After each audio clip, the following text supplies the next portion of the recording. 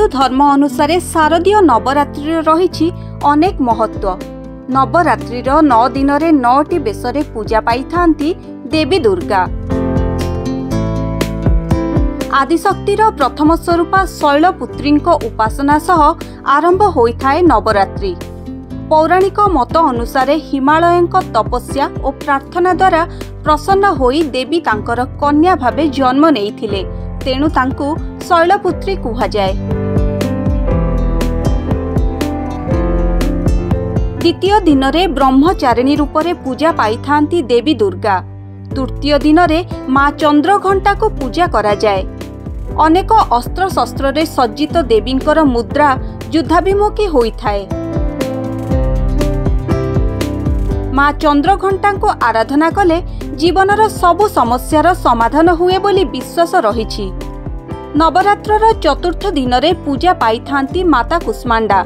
एही रूपरे देवी अष्टभुजा होई हाथरे कमंडलु, धनु, पद्म, अमृत कलश, चक्र, गदा और जपामाली धारण करि थांती। पंचम दिन में देवी को स्कंदमाता स्वरूप उपासना करा जाए। कुमार कार्तिकेयଙ୍କ माँ होइथिबारु तांकु स्कंदमाता कुहाଯାଏ।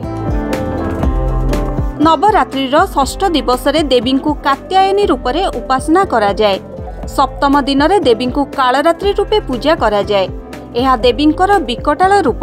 एही रूपरे चतुर्भुजा देवी गध उपरे बसी हाथरे लौह खड्ग धारण करिथांती। अष्टम दिवस रे देवी को महागौरी स्वरूप उपासना करा जाए। यह देवींकर सौम्य रूप। नवरात्रिर नवम बा शेष दिवस रे देवी को सिद्धिदात्री स्वरूप उपासना करा जाए। एही रूपरे पद्मासना देवी चतुर्भुजा हाथरे शंख, चक्र, गदा और पद्म धारण करिथांती।